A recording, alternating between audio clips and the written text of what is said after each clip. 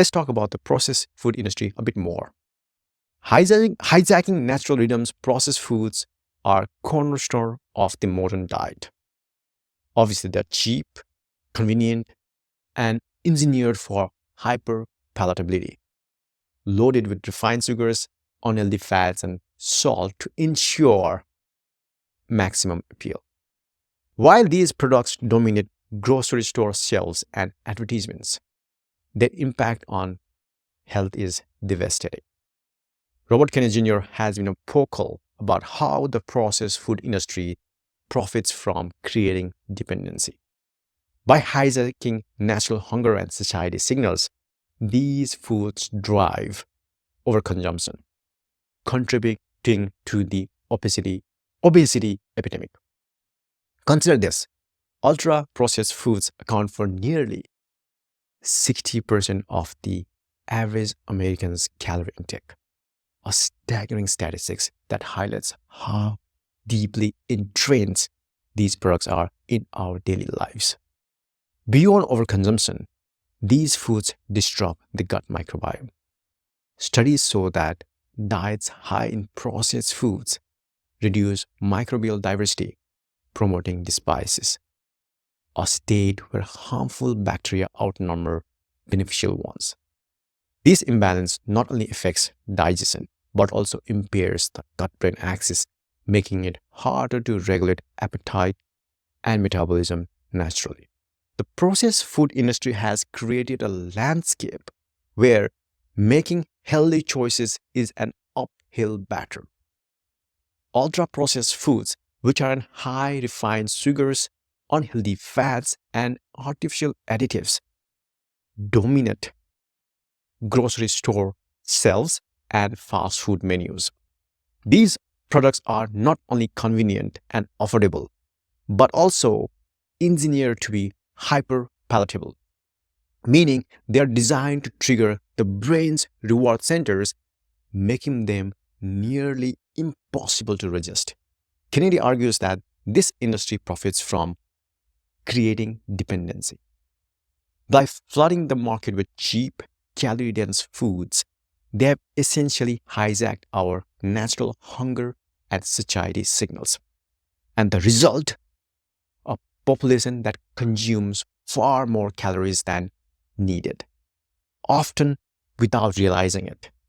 These foods are stripped of the fiber, nutrient, and complexity that support a healthy gut microbiome and instead promote inflammation and metabolic dysfunction.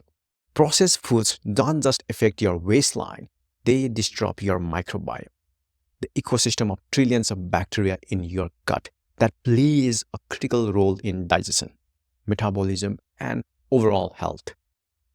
When your microbiome is out of balance, a condition known as dysbiosis, it can lead to reduced microbial diversity, which weakens your body's ability to regulate appetite and metabolism.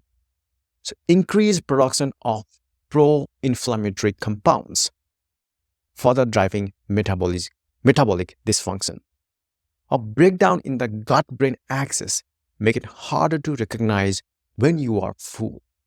These biological disruptions make it nearly impossible for many individuals to lose weight through traditional behavioral interventions like diet and exercise.